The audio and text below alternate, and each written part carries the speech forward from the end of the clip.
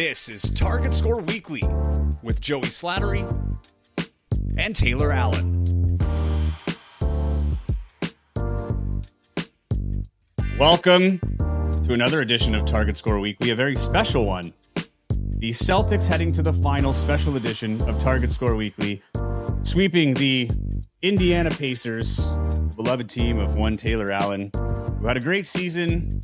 Many would say they upset the New York Knicks, but Taylor, they did not upset the Boston Celtics.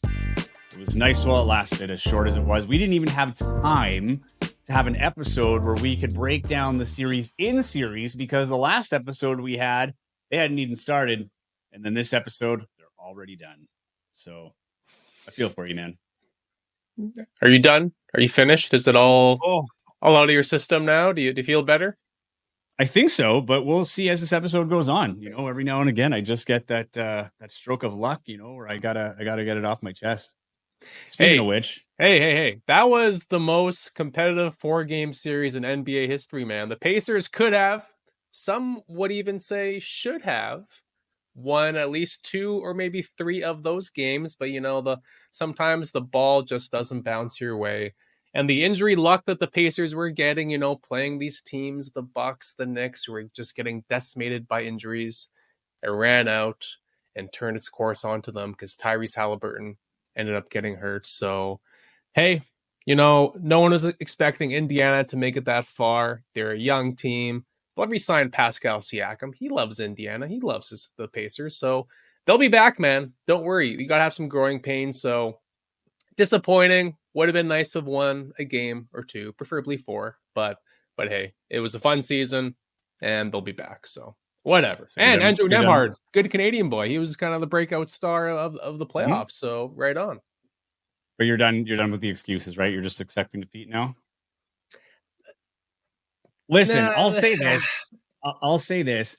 I was surprised at how well the Pacers prepared for the Celtics without Halliburton. I thought it was going to be a lot worse, and they played really well. They had a great game plan. They put pressure on the Celtics. What I liked about the Celtics, though, and I've said this when we talk Celtics on this podcast throughout the year, was they only won the big game, or not big games, by big scores. They are not good in close games. And the thing that I liked about this is they got stronger in the fourth quarter in this series, and they were able to close out close games. And Indiana did play well, considering they didn't have their star. I did not think they were totally outmatched. There were some great games played, and the Celtics didn't play terribly either. Like, it wasn't because the Celtics were bad. I think Indiana was well prepared, but, you know, I think this was destined. I called it. You listen to our last podcast, I called the sweep, and the sweep did happen. Also, I don't know if you can see this here, but I got a little Lucky mascot. Do you remember Kinder Surprise? Absolutely. That's the best chocolate bar around. So now the toys are NBA mascots, and I found out they had Boston. So I tried so hard to get it that I ended up getting the whole freaking collection. Wow. Spending 50-something bucks, I'm sure, on freaking Kinder Surprise toys. But when did Kinder Surprise toys get so fun? Unreal. CEBL should partner with them and get all the CEBL mascots now next. It's a good Canadian treat. Kinder Surprise not available in the States. So it's a good thing you're married because, yeah, I mean, once women see, you know, your Kinder Surprise collection, I mean, there's be so many, you know, women just like seriously trying to hit you up. Just well, wow, that's the coolest thing ever, Joey. Wow. Yeah, they're probably thinking I'm the world's best dad too. I have no kids. In fact, Taylor, it got so out of control that I got a second lineup of almost the whole collection. Wow. So, yeah, it got pretty out of hand. But enough Kinder Surprise mascot talk. CEBL is now underway, and the Sea Bears are 1-1. And we had a historic home opener. We had Teddy Allen, back-to-back 40 pieces. He's averaging 40.5 points a game wearing a headband. That is a thing. And Alex Campbell, after not putting up a single point in the opener in Saskatchewan against his former team and where he calls home now in Saskatoon, comes up with the biggest shot probably of his career, at least one of the biggest shots, getting his 1,000th CEBL point, the third player to do so, the first Canadian to do so on the game-winning target score point. He's our guest today. And it was an exciting game. And we talked about this during the game. And you said, as the game ended, that this was the best game in franchise history, in their young history so far. Absolutely. And before we get to that, I'm glad you brought up the Teddy Allen headband thing, because honestly, I was thinking like, man, the next time I see Teddy, I got to ask him like, what's up with the headband? But clearly it's working, dropping 40 pieces like it's nothing. But yeah, that second game, game one, big disappointment, right? Like they just did not look like they were all on the same page on offense, just really lacked creativity. Everyone was just kind of trying to do it by themselves, basically. And there's a flop, right? Which I wasn't that surprised by. I mean, again, this is a brand new team, right? So many new players and whatever. It takes time, and training camp's only 1 week long. So whatever, they get a pass on that. But then game two, it was kind of trending in the same direction for those first 2 or 3 quarters. Is like, man, okay, like this team is still like really working out the kinks, which isn't that crazy because that game was only 48 hours later or whatever it was. Mm-hmm. But that fourth quarter, they started to kind of find their stroke a little bit. But then Scarborough, punched back too, and then it kind of looked like, oh wow, well, the Sea Bears are going to start out 0-2. Scarborough's at the line, game tied 106-106. Jackson Rowe just has to hit one free throw to win the game, and he bricks them both. And the place is going wild. They're sensing it. Oh my goodness, that was like a 1 in a million chance of that happening. Teddy Allen brings up the ball again, double team, dishes it to the corner to Alex Campbell. They only need 1 point, but it's a 3-pointer. He says, screw it. He's feeling confident, even though he hasn't been shooting the ball that well. Drills it, hits the 1K mark, place goes nuts. I mean, the story writes itself. That was as exciting as it gets. And anyone who is on the fence about Elam ending, target score or whatever, show them that finish. And I guarantee that would change their tune pretty quickly. So Sea Bears 1-1. They very easily could have been 0-2, probably should be 0-2, but no one's going to remember that. They'll just remember the exciting finish. So there you go. Also makes it a little nicer when you've got 10,000 people on hand, or just shy of 10,000 people in attendance. I mean, that was electric. But yeah, I think too, one thing that surprised me in the SAS game is I knew like SAS quietly put together a decent team, and then they added Jalen Harris, who's a huge star in this league and, former NBA guy with the Raptors. And I think they kind of shocked people a little bit. I think they came out and said, this is our chance to make a statement. Everybody's favoring, the Sea Bears in the West, and then, Scarborough and Niagara in the East. Those are, predominantly the top 3 teams on most power rankings and things like that. But SAS kind of showed out that game and showed that they can play, right? So I actually look forward to the next meeting, because I don't think, this is in the bag. I've said this before. The league as a whole has gotten so much better this year. But that is a point there, is that like there are no passes this year. There's no games that you're guaranteed to win. Like you're going to have to really go out there, and you can take a night off. And I think that was a perfect example of that. Sometimes beginning with a loss is a blessing in disguise, right? You kind of get humbled a little bit with the preseason expectations. Then you're starting from behind. Then you come back against Scarborough, the defending champs, who were without Cat Barber as well. Can't leave that fact out. I mean, their best player is yet to report. He's still playing out in Europe. I mean, Sea Bears waiting for a couple of guys as well. Manuel Acott just signed. That's another new piece of news, another local Winnipegger. David Wencat is playing in the finals in Germany. I believe that starts Saturday. I think it's a best of 3. So after that, he'll be joining the team. But yeah, but I mean, the core of the Sea Bears team's intact. And I think it was a big win against Scarborough for sure, the way they won it. And, I think with the way, the biggest narrative coming in terms of, it was a lot of positive narrative, don't get me wrong. But the one negative thing was, how is Teddy Allen going to play with this many more stars? There's only one ball to go around, so on and so forth. Well, Teddy got 2 40 pieces. I mean, both important too. I mean, he scored almost half the points in both games. But it's not a good thing, though.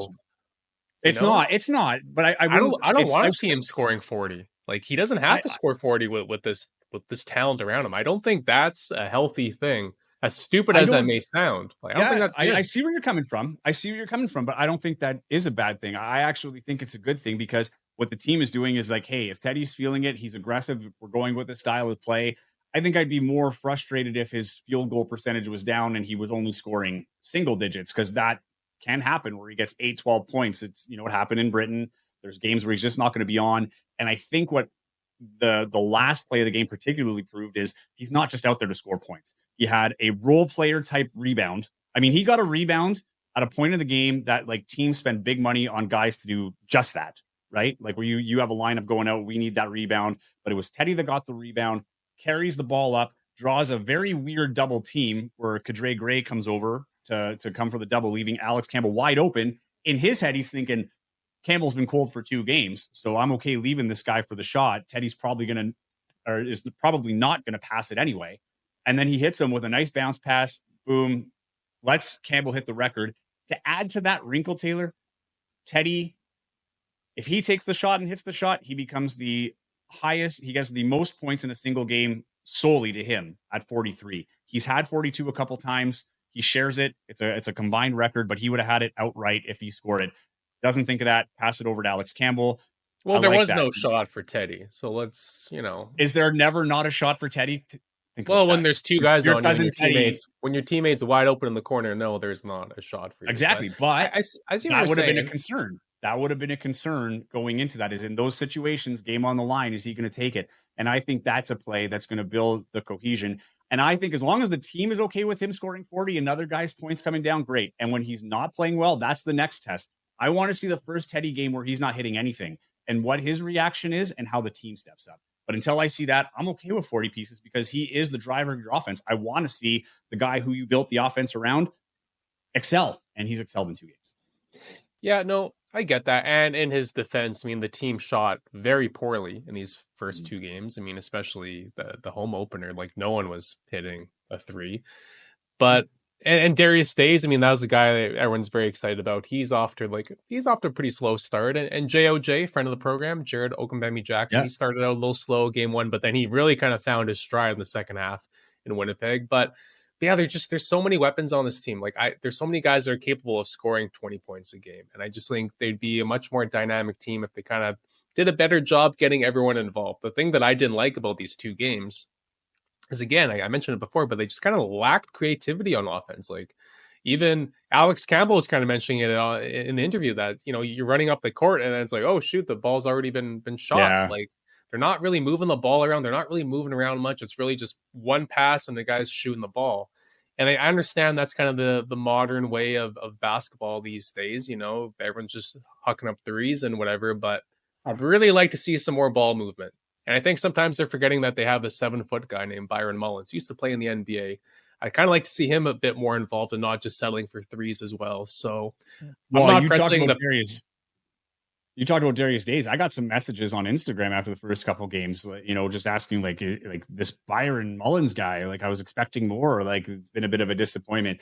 And I'm thinking the same as you. I'm like, it just hasn't been his time yet, right? Like he hasn't been involved much. I still think he's been very effective, especially with like running into those big screens. I mean, that guy can create space for a ball handler with those screens, but using them on the roll more might be a thing.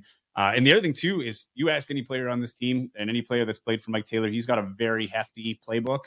And I think that's part of it too shouldn't say I think it's part of it. I wonder if it's part of it is just trying to get through all these things and on the fly, it's just making sure all the pieces are connected to make that offense flow fluently. And when it does click, are we going to see what you're talking about? Because I agree with you.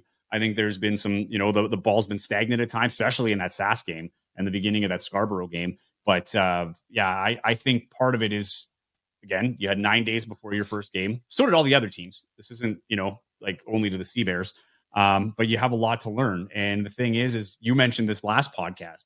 I think it was last podcast. But you said last year they had a hot start, right? Sea Bears did everything right in the first few games. And then as players started coming back from the other teams and there's a little bit of tape on them, they started to falter and be a little more of a 500 team going into the playoffs and then lost back-to-back games to Edmonton. Is it the opposite this year? You start off with a loss. You get lucky to an extent in the second game to walk out 1-1. And then you got a week between games, which I think is a little weird this early in the season, but then you have a week to let it all fester and make the adjustments going into a game against Ottawa, another team that's down, I think, 5 players still, not to come out. I think they had like 3 starting players against Edmonton that will not be starters this year. I think this Ottawa game is going to be a huge test to see just how many adjustments they made, how that cohesion has gone. And also just, is this something that has to be worked out or is this a bigger problem? Well, before we get to Alex Campbell, though, I think we need to devote some time talking about their latest signing, Emmanuel Acott. I mean, that's again, like you said, another Winnipeg guy. I think when this team was being built, a lot of people were saying like, okay, like when is Emmanuel going to sign? Is he going to sign? And sure enough, he's on his way. So really cool. You know, obviously this team is really kind of made it clear how important it is to build this team with local talent, which is awesome.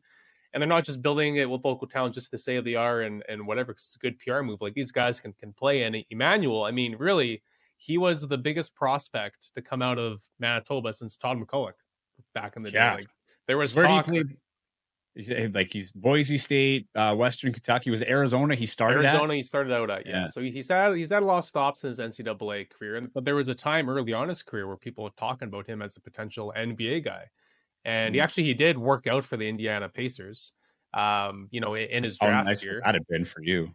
Would have been kind of cool. Yeah. But yeah, he's coming off of a pro year playing in Netherlands. He played in the CEBL last year with Ottawa and whatnot, so has some experience there. And he's a 6'8". He's a big guy, lanky guy, super athletic, versatile wing who can handle the ball, shoot the ball, play good defense. So that's going to be a fun piece to add to this team, you know, probably coming off of the bench just because there's so many veterans and so much talent on this team. So, but yeah, that's going to be a really nice piece to kind of help round out this team. But I mean, he's going to need some time to kind of fit in as well because he's coming in late. But yeah, just another cool move, and it'll be exciting to see another hometown kid on the floor. Okay, you know more about him and would have seen him play more. I wasn't in Winnipeg like for his career before he went off to college. I've only seen some highlights and hype tapes, really. But when the signing was made, I did get a few messages, you know, DMs of just people kind of questioning it, just like where does he fit in, and you know, like what's the purpose of this guy? Because looking at it, it's just, you know, it's another. I didn't know it was a hole that needed to be plugged. Put it that way. And one of the things I noticed is he's a big guy. Like, you know, he looks like he's big and strong. And part of me wonders too, you know, you just talked about Darius having a slow start. Is bringing in a guy like this not only help the local aspect of things and beefing up your lineup, but does this give someone to kind of push a guy like Darius a little bit in practice, a guy that is more similar to the guys Darius will play in a game situation, and vice versa? Also allows you to keep that big man out if you need, you know, Darius, because I've also heard this guy's a bit of a Swiss Army knife. Like he could do a little bit of everything. But it seems to me that it was out of nowhere. I didn't know the signing was coming. It's a late signing. It's a cool signing. This is a guy that's had a lot of promise. He's played at high levels. He kind of reminds me story-wise a little bit like a Teddy Allen, right? All this, like, except he had the promise but didn't go to the NBA. Does he come here and have a similar outing like Teddy, where it's, you know, because Mike Taylor likes taking chances on guys that have been there, done that, or should have been there, done that. You know, even bringing a guy like Byron who has the experience and still wants to get the best out of him. So I'm wondering, does Emmanuel come in here and have a Teddy-like experience where it allows him to exploit what he does well, get him back on the radar, so to speak, and playing at home? There's nothing, I don't think, that would beat that, you know, having the opportunity to play in your hometown in front of this kind of a crowd to kind of get you back into the conversation, so to speak. Am I wrong there? This is probably more in your court. Well, I certainly, and this isn't a knock on Emmanuel, but I certainly wouldn't put him in the Teddy Allen conversation. He can't score. And I don't mean like skill. Like I'm not trying to say he's going to come in here and score 40 points, but it's just like, you know, Teddy Allen was a guy who was overlooked by the time he would have went to the NBA, despite having a strong collegiate career and, you know, the big game against UConn, which was, you know, the highlight of that whole thing. But in terms of the expectation, as you said, he was an NBA conversation guy. Transferred a couple times early on in his career. Right? Then he transfers and kind of fades out. I mean, I've seen this before, even in hockey, right? Where you've had guys that go to junior and they're, you know, top picks in the major junior leagues, and then they kind of fizzle out and they get drafted later than they probably would have expected when they get to the NHL. And some of them fade out, might play a dozen or so games in the NHL, and then they go to play, you know, KHL, Swiss, or whatever. Still have great careers, just not the way it would have panned out. So that's kind of where I draw the comparison of just like, here's a guy that still has plenty of career left, plenty of time to develop. But I wonder if he's been written off, you know, at the NBA level. I think the best case scenario for him is a Jared Ogunbemi Jackson type career, which is an awesome career, you know, playing a decade, if not more, overseas, making good money doing that. I mean, yeah, everyone grows up wanting to play in the NBA, but only what 0.00001% of basketball players get to do that. So, and Emmanuel, I mean, he was really hyped in high school, and he went to an academy down south, and really a highly touted prospect. And you know, very very rarely do those guys meet that expectation. It's almost unfair to put that on such a young player. And then he goes to Arizona, which is a massive D1 program. They go to March Madness. DeAndre Ayton was his teammate for a year. But then they have the huge scandal, and that program falls to pieces because their coach and the program was, giving guys money to go to school and whatnot. DeAndre Ayton being the main person in that. So Emmanuel transfers from there, ends up at Boise State, which is not a basketball school. That is a football school. They have done basically nothing in basketball. But he helps turn that program around, gets them to March Madness. They end up losing round one. But yeah, I mean, someone the other day was just saying to me, like, well, this guy's been on so many college teams. Like, what does that mean? It's like, well, that's just the day that we're living in, right? Or the age that we're living in is with the transfer portal. Emmanuel is one of the first players to really take advantage of that. Like, hey, you can transfer somewhere and not have to sit out or whatever. And guys are doing that, right? And the days of people playing their 4 or 5 years at one school are gone, which I don't like as a basketball fan, because every year it's like guys are all over the place and it's a total gong show. Even though they had a good spot on a good team, they'll still enter the transfer portal just to see what their options are, and they'll get wined and dined and end up at a different school. But yeah, long story short, though, with Emmanuel, I think he's a hell of a player. I don't know where he's going to fit in on this team, but I think anytime you could add a 6'8" Canadian guy who can play defense and dribble and shoot, you'd be crazy not to, even if you don't have an obvious need for that. Yeah. And I think that's again, that was another part, is just the school trajectory in terms of going around, similar to Teddy, who played at a few schools. But yeah, and just to put a cap on the transfer portal, at first I was like, interesting. And I, kind of giving the benefit of the doubt that it'd be used properly, right? Like, you are in a bad situation, I need to get out. But I think it's been abused a lot too. And it is hard to follow along when it's almost as busy in the off season because kids are transferring here, there, and everywhere, as opposed to seeing, we had the one and done era, and now we've got the transfer portal era. So it'll be interesting to see how it settles. I think we're at still trying to figure that out, but nonetheless, Seabears, I know we'll be excited to have him. Like you said, not going to say no to an elite 6'8" guy from Canada, let alone Winnipeg. So another big signing for the Seabears, added depth. That's only going to add to the stars they already have. We have Alex Campbell on the show today, and he is now a CEBL record holder, capping off one of the most exciting games. Early candidate for CEBL Game of the Year this year, I'd say. And he's on the podcast with us right now. We've got Alex, Mr. 1000, joining us on the podcast today. First off, how does that feel, Alex? You get your first game in the books at home in Winnipeg, and you create history being the first Canadian to get 1,000 points in the CEBL. Yeah, I couldn't wrote it up better. You know what I mean? Like a better script, because to have a goose egg at home, Saskatoon, first game, and then only for it to come out in this fashion, the first game in Winnipeg. Surreal moment, definitely memorable moment, and yeah, it was definitely a good one. What's going on through your mind after that first game? Like, you put up the goose egg, you're playing, you make Saskatoon home in the winter. You're a coach with the University of Saskatchewan, an assistant there. So you go home, the excitement's there. You've got some family, you've got some friends, you've got some kids that you coach watching the game, and not being able to get a point, knowing you're just 6 away from that record. I mean, how does that play with you mentally? I mean, it does, you know what I mean? But I like to think I'm mentally tough, and it's one of those things where you just got to keep it pushing. That was my first game in 8 months, you know what I mean? And obviously training camp is training camp. I had a good training camp, but there's no real experience than the game, you know what I mean? And so that was my first time getting out there, just getting my feel back for the game. And then I only put up 5 shots, granted. I wasn't aggressive enough, and things happened. It was a tough pill to swallow that night, but then that's the thing I love about the CBL. It's a quick turnaround, and we were able to get it done. I still didn't shoot well that night either, but everything happens for a reason. So it just feels good to get off the snide and be able to play without that whole 1,000 point narrative in the background. You know what I mean?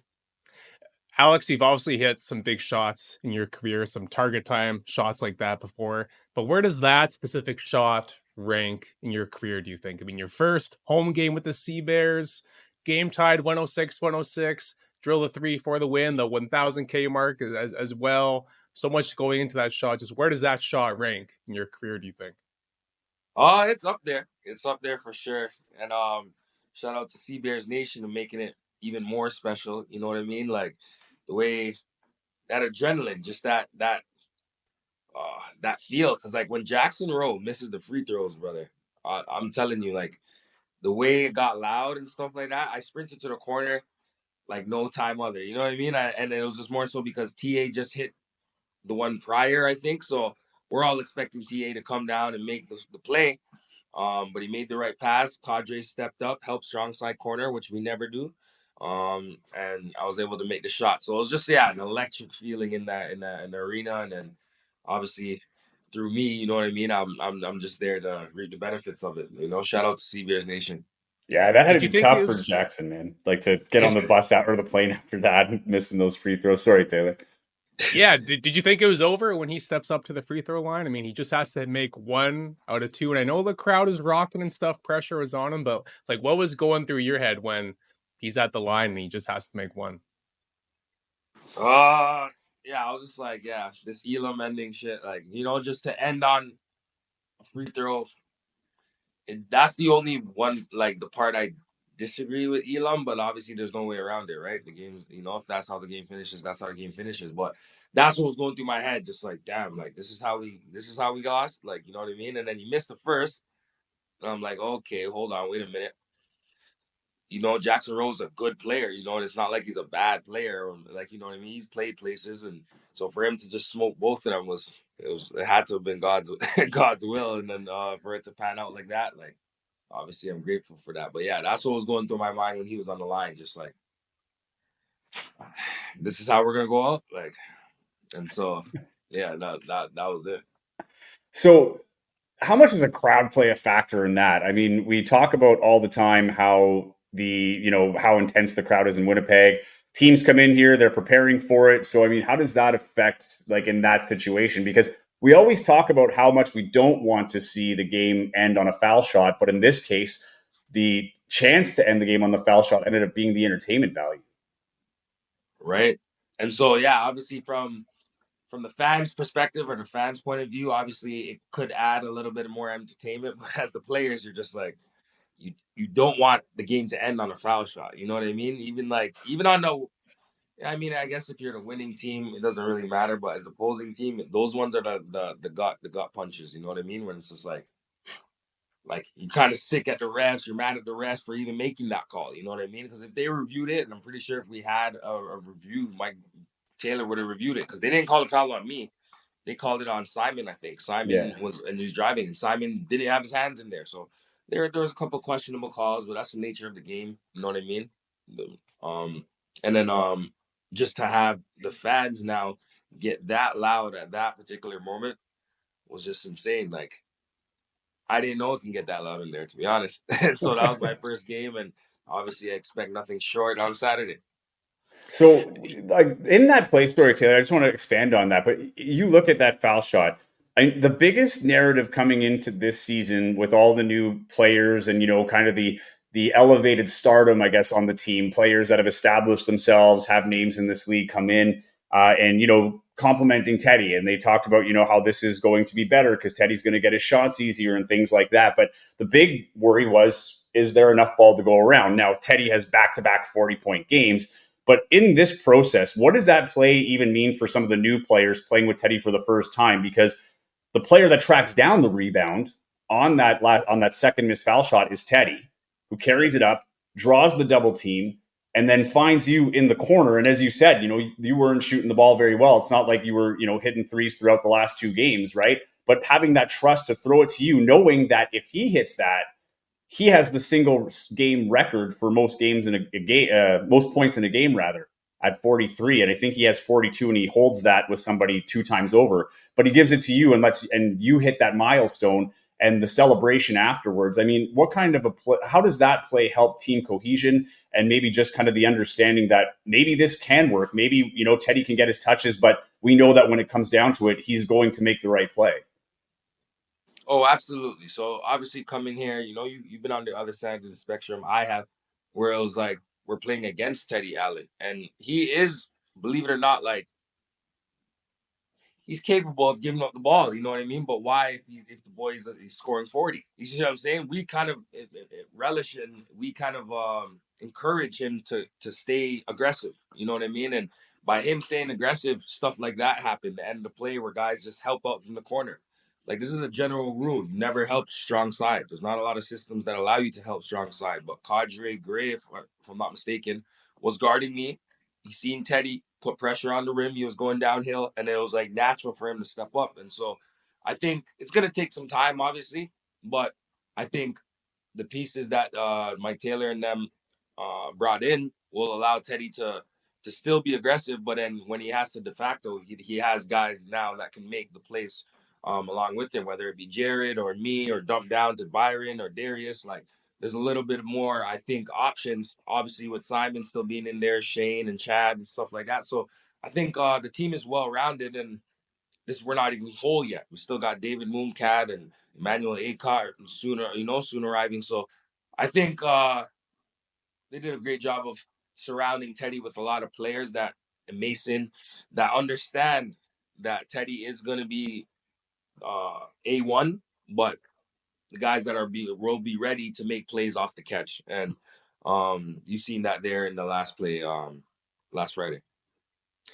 Alex, just how hard is it to hit the ground running in this league, especially when you're on a team like this year's team that has so many new pieces? Training camps 1 week long. You guys go to Saskatchewan. On paper, everyone's looking at the Seabears team. Wow, this team's stacked. And in Saskatchewan, there was some obvious growing pains in that game, right? Guys, playing with each other for the first time. And then the last game in Winnipeg, you guys won. But even that game, there were some stretches where it's like, okay, this team's still figuring things out. So can you just talk about how hard it is to really, it doesn't matter how much talent there is. It takes a while for things to kind of figure themselves out, kind of thing. You just talk about that a little bit. Absolutely. Like, you see it in throughout the NBA. You see it on a lot of teams. Like, you know what I mean? Like, when you have that much talent, it's going to take some time to kind of find the cohesion and see where everything fits, because there's only one basketball at the end of the day, right? And so, some guys have to take a step back. Me, myself, I don't mind taking that step back, fitting into that role where, just play 3-and-D, rebound. But obviously, I feel like there's times where I'm going to need to be aggressive, and I'm ready for that. I think it's just game 2. It's going to take some time, as we said, and we're not expecting Teddy to go out and score 40 every game. You know what I mean? But when he has it going, and he's one of those guys, green light guys. So if he's pulling up for 30 feet or whatever, like, you just got to live with it, because half the time it goes in. You know what I mean? And so I think just a little bit of that. I haven't personally played with a player like that dynamic.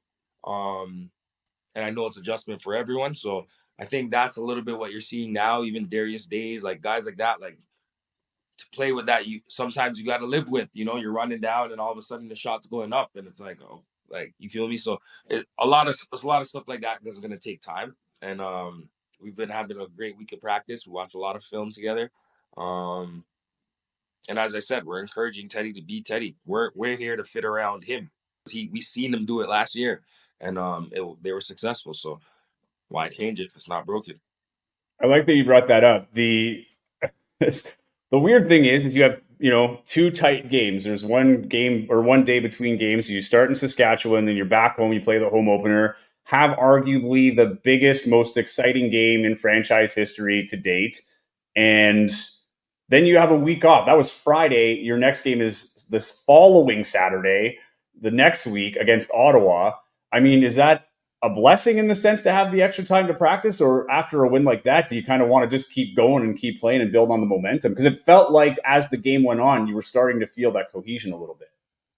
Yeah, and that's just the beauty of the league and the nature of the league. You got to learn on the fly, and it's just like we were blessed to have this week, but at the same time, you know what I mean. To think about it, if we had a game, say the Monday or the Tuesday, just to ride the momentum, would have probably been good for us as well. But We'll see. Mike Taylor, this is not his first rodeo, and um, he kind of designed his same practice week as that same gap. Every team has like a gap during the summer.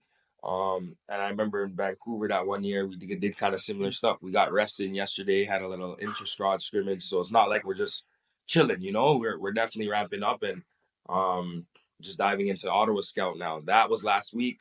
It happened. It was great. We were able to enjoy it, but now it's just like Ottawa. You know what I mean? And so um, whether it be a blessing or a curse, like I don't know, but I mean we'll see. We're ready. Alex, why did you want to come to Winnipeg? It's quite simple. Like that the atmosphere. I played here last year, as a visiting team, and I see now uh how much energy is in the building, and so that's what we play for, right? It's moments like what happened last Friday, and the mere fact that Mike Taylor was kind of encouraging that all throughout. Even last season, it was kind of pointing out, like, this is a good fit for you, Lex. This is a good fit. You should come on to this side. And um, I always said, like, I know I was always open to it. And Shane, Chad, these are guys I won championships with back in Saskatchewan. They vouched and said it's a great situation. So it was just a hand in glove fit. I think my stay in Vancouver was kind of, running out. And I believe it was the right decision at the right time, to be honest with you. You have the unique vantage point, and I don't know how much you take this in as a player when you're playing, but you were at both home openers, but you had it on both sides of the spectrum. Last year, you were here at the inaugural game as the opponent, and then this year, you're on the home team for this. I mean, obviously, the difference, being cheered against and cheered for would be the big one, but how did the atmosphere, I think, differ from last year in the inaugural game to this year with expectations? I think, I mean, it was definitely the same electric feel, but obviously being on this side of the fence with the winning guys felt way better for sure.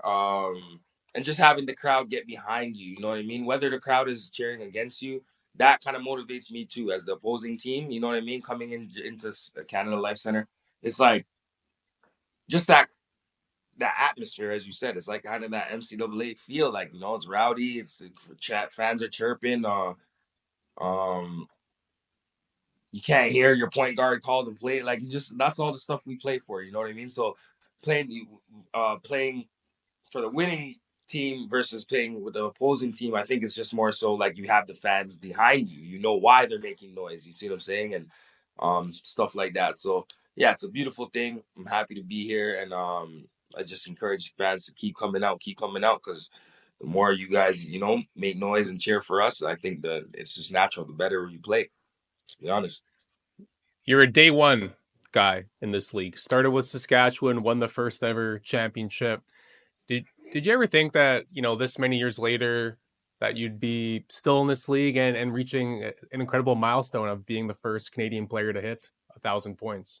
And did you get to keep the ball too, by the way, after the shot? Did you get to keep that? Or how did that play out? I don't know where the ball went, brother. I think I hit the shot and it was just like, yeah, I don't know what was going on, but it's just in a frenzy, right? But yeah, that's a great question. Game ball, but yeah, no, it was amazing feel, and just being here from day one meant a lot. It did mean a lot. It's been a long time coming, and it just shows that like longevity. If you can take care of your body and maintain your health in certain ways, then you can play for as long as the game will allow you to, right? And so now that I'm coaching and stuff like that in the off season, it's just about balance and staying ready, so you don't have to get ready. I know that, you know what I mean? I'm a little rusty, shaking off a little rust, but at the same time, I know I can still go and compete at this level with these guys. And it definitely means a lot. And I'm still chasing, though. The thousands, a thousand is cute, but you know what I mean? I'm still trying to get one more of those things. You see what I'm saying? And that's the main goal for in our locker room for sure. Well, even just the opportunity to do that. I mean, you've really been able to carve a career at home in Canada. I mean, that was something that when you were in high school was not a thing, right? I mean, that wasn't even an option.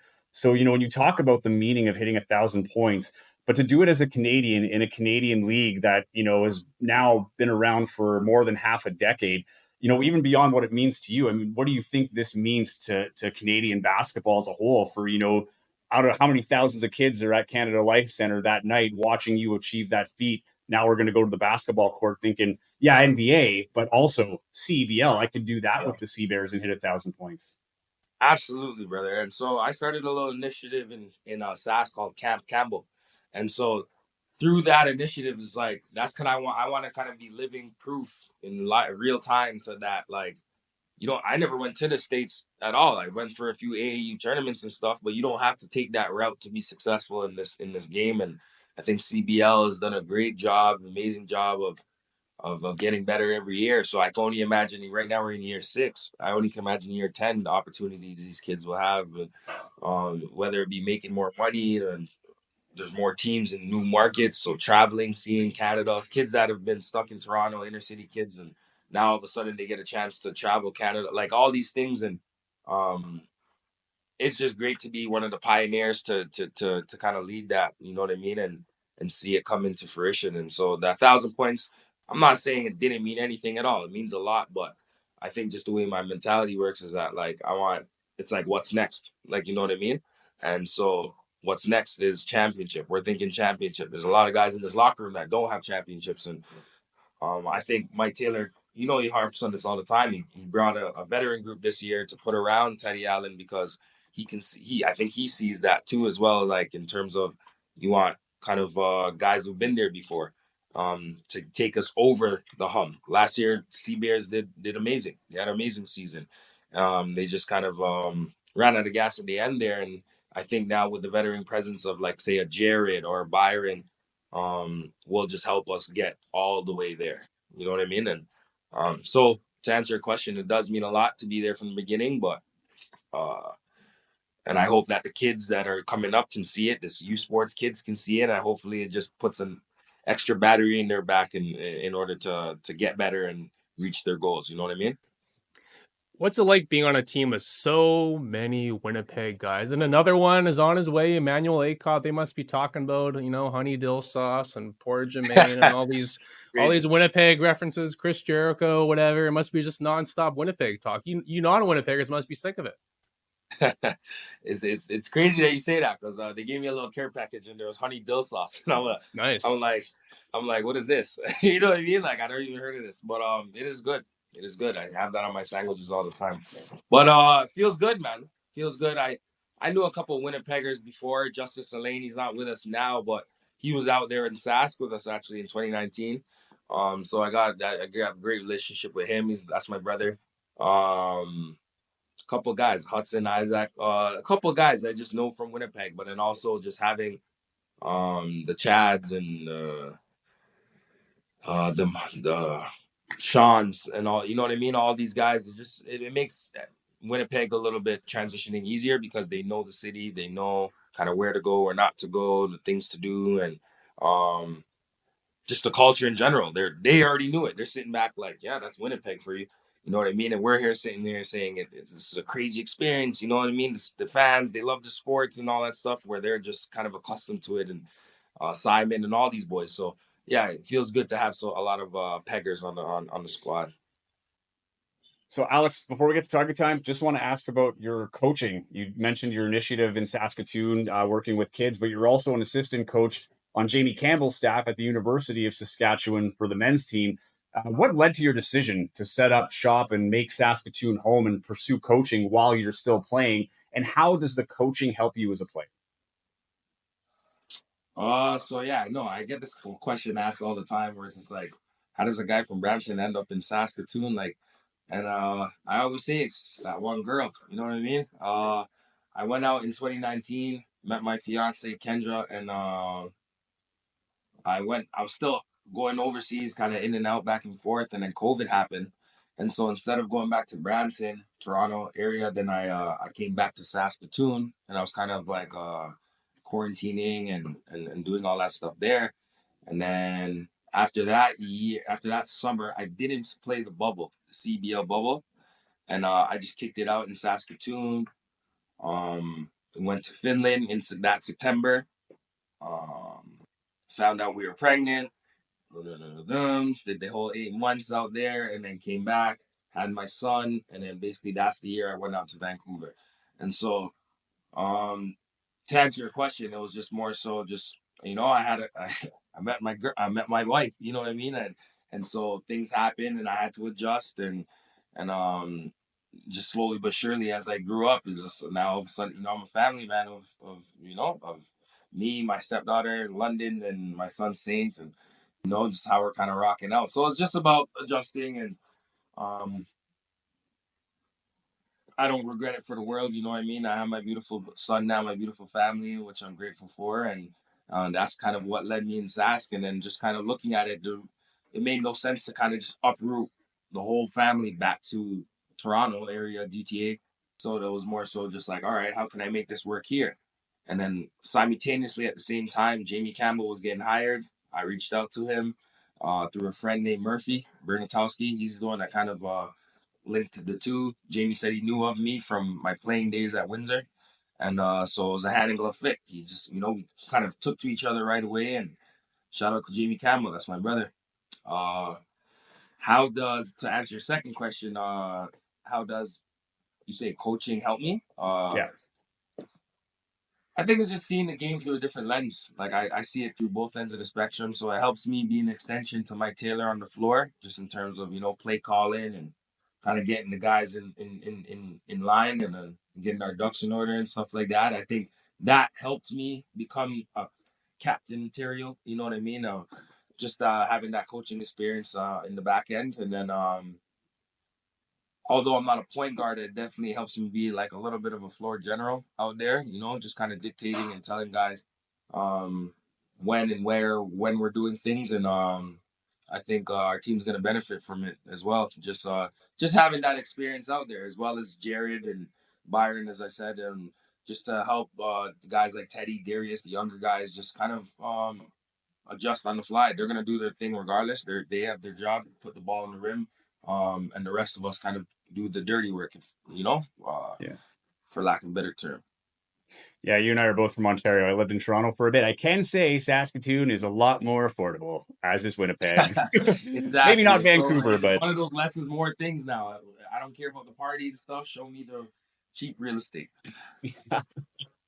All right, ready for target time? Yes, sir. What do you say, Taylor? Should we do it? Yeah, man. Let's do it. This is target time. It is anything but rapid fire, but we like to pretend it is, and we kind of just go by that motto. But it's slow. Taylor, I asked the last question. Would you like to kick this one off? Yeah, sure. So since we were just talking about coaching, Alex, which of your current teammates would make the best head coach, do you think? Mason Borsier. Good call. I like that. Yeah, why Mason? I can see it. He's a stand-up guy. He knows the game well, and he's one of the younger guys too. He's I forget. Is he 98 or 97, whatever he is? He's like an old soul, and I think he would make just a great coach. He knows the game. He's excellent old guy. He watches a lot of film with us, so I would say Mason would make the best head coach. He was a great guest on this podcast too. So if you haven't listened to that episode, make sure you go check it out. We talked to him a little earlier in the season after he signed. All right. So we're just coming off. I think we're coming off. It might still be happening. I'm not sure. But it was a big deal for a while, the Kendrick Lamar Drake diss tracks. So which teammate would put out the best diss track on the Seabears? Yeah, Teddy Allen. Teddy got the chirps going?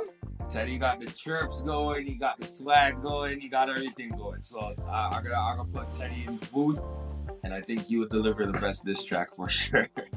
Keep an eye out for it. The Teddy Allen diss track coming to Spotify near you. Kobe, LeBron, Michael Jordan. Start one, bench one, cut one. It's tough. It's tough. It's so tough. But you gotta go Jordan. You gotta go LeBron. Rest in peace, Kobe. You know how it goes. Oh, you got to cut Kobe. Okay. Okay. What is it? Take off the bench, or is it cut? One guy off the bench, yeah, and then one guy gets cut. So I think Bron's off the bench, and the rest you can fill it in stuff. You know what, Taylor? Had Kobe played for the Celtics, he probably would have reversed LeBron and Kobe, but he had to be a Laker. So, all right. You just mentioned you have a young family. You've got your son and stepdaughter. So, which teammate would be the most trustworthy babysitter if you and your fiance were taking a night out? Ooh. That is a tough one. Oh my gosh, I wouldn't trust none of these boys. But if I had to,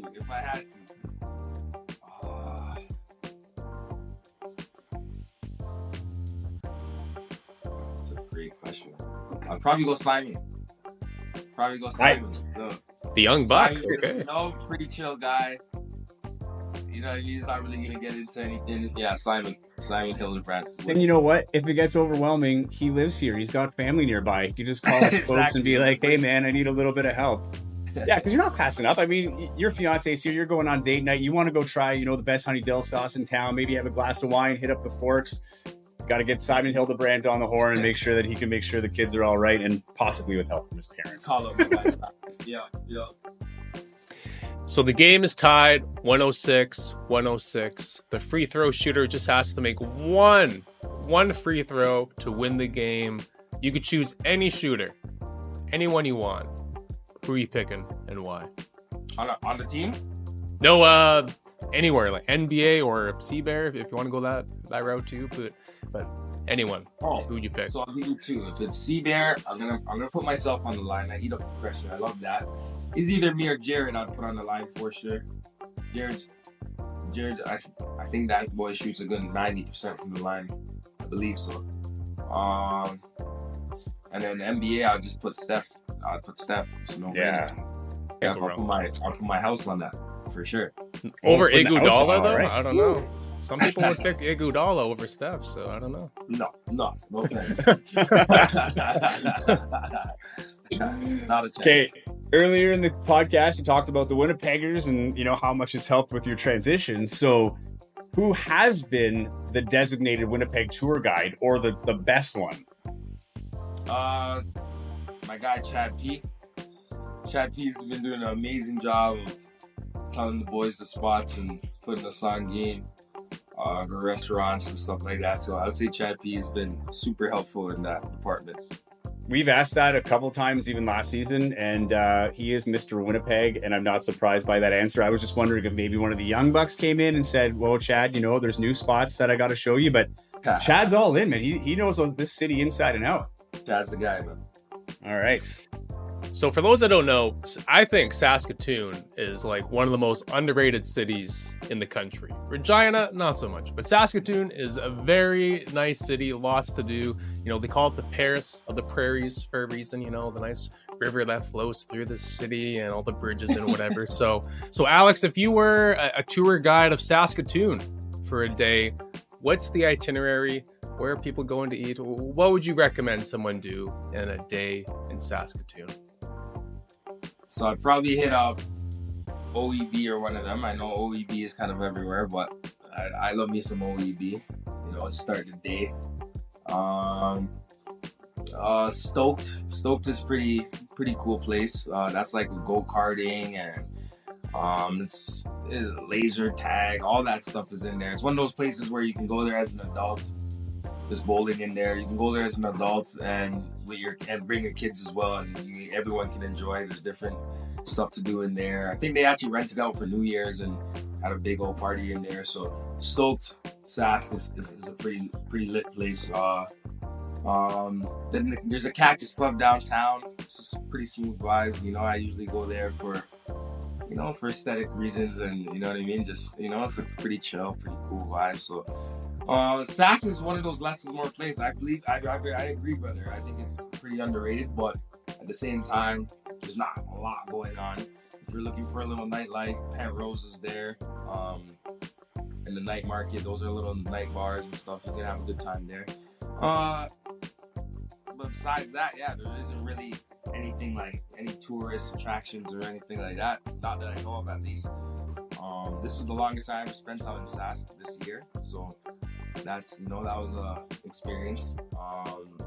And just watch out for the winner. That's all I can really say. Frigid winners. But other than that, Sask is love. I think I see myself being there for at least the next 6 to 8 years, Nice. Right Hating on Regina, but Regina has the OG Leopold's Tavern, which have exploded across Western Canada. And has a Chuck E. Cheese, which we no longer have. So hey, I lived in Regina for a year. They got a lot of those restaurants where I was how is this here? Doesn't make sense. Also missed that we were brought to you by Tourism Saskatchewan and Saskatoon, but maybe we can hit them up as a sponsor now. There we go. Okay, so who on the team would cook, or is who on the team would be the best to cook a pregame meal?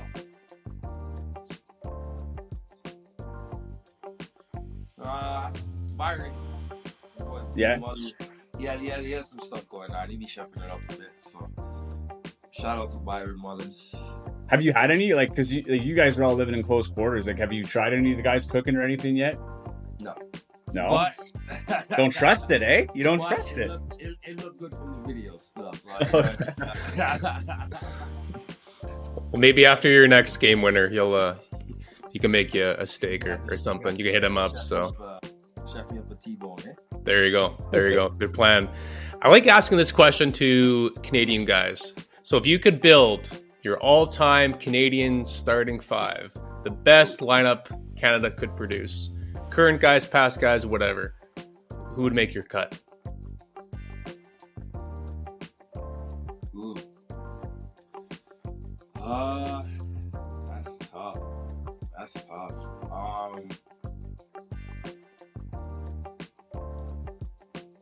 I'd put Xavier Rayton-Mays in there. Okay. Probably put him at the 2. Put Caleb Agata in there. Those are my guys. Caleb would have to make that, because I think he hopped in the league, got a ring, and hopped out the league. So you know what I mean. That's pretty elite. It's efficient. That's pretty efficient. It's a way to get it done for sure. I'll put myself in there. So that's gonna cover the guards.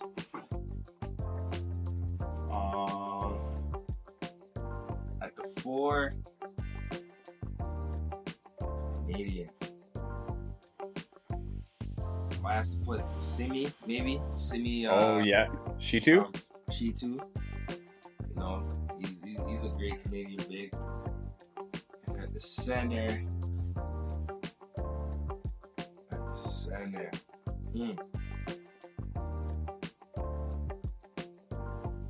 go all small ball lineup. I'm gonna put Jordan Baker. I'm gonna put my boy Biggs. Oh, okay, nice. So you got Biggs, Simi, me, Xavier, and Caleb.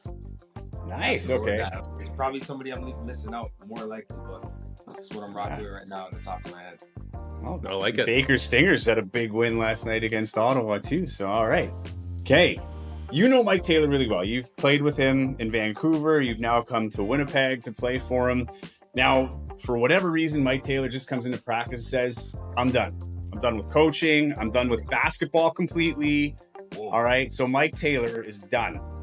Mike Taylor is then most likely to leave basketball and coaching for what?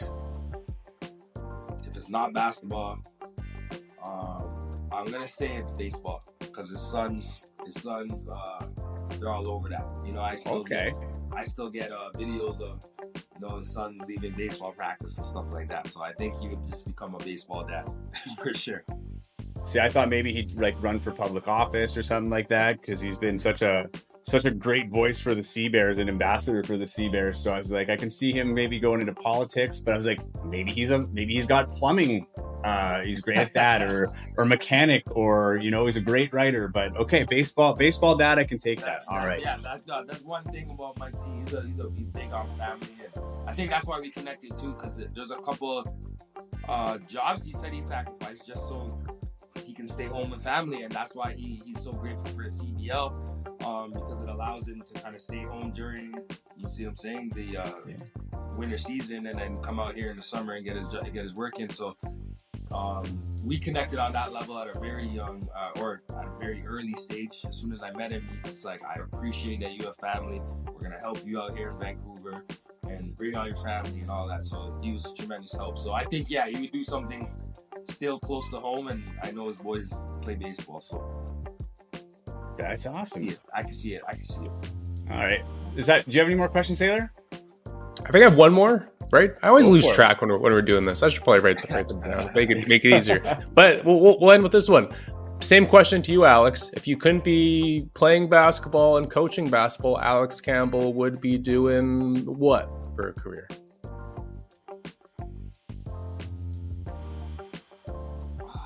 It's tough. I always wanted to look into real estate, but realistically, I'd probably be in the booth.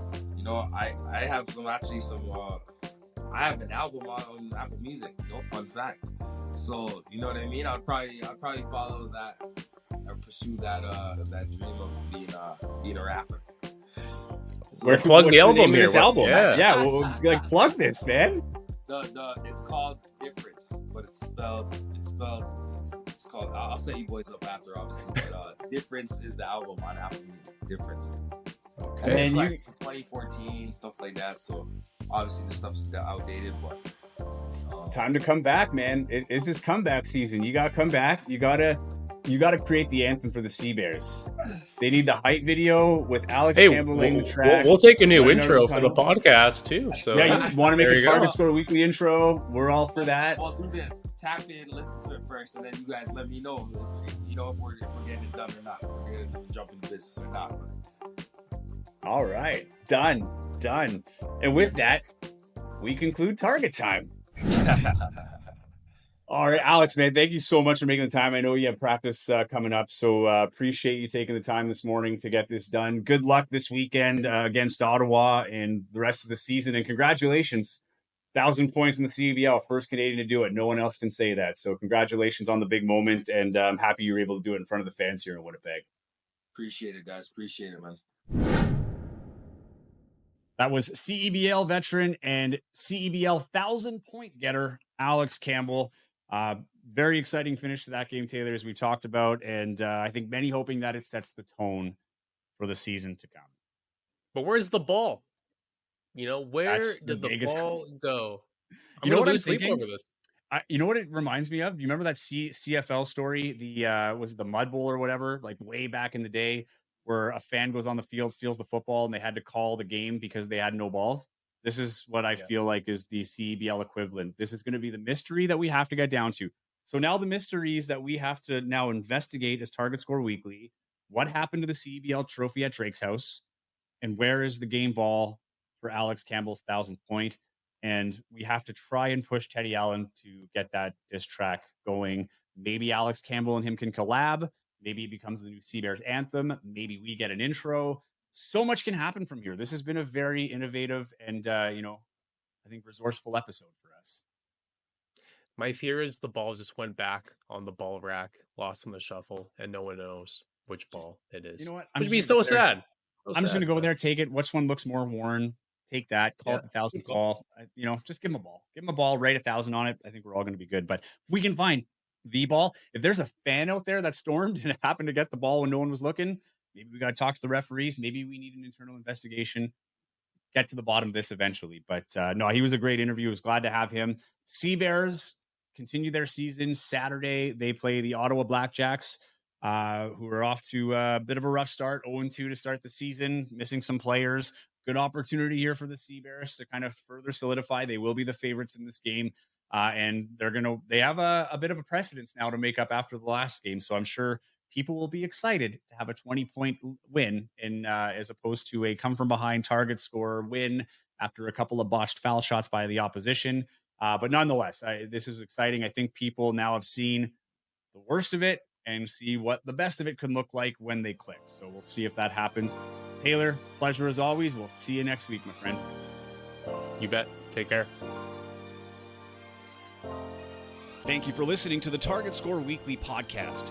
To stay up to date with Winnipeg Sea-Bears and CEBL news, as well as future episode releases, follow Joey and Taylor on Twitter and Instagram, at TaylorAllen31, and at Joey Slattery TV. And wherever you're getting the podcast, be sure to subscribe to never miss an episode.